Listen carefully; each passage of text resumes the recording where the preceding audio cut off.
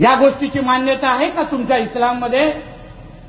अरे आम्ही नुसतं काय बोललो, तुमचा धर्म ज्या मस्जिदीमधून चालतो त्याच्यातून अगर कोण चुकीचं हे जिहादी डोक्याचे कार्टे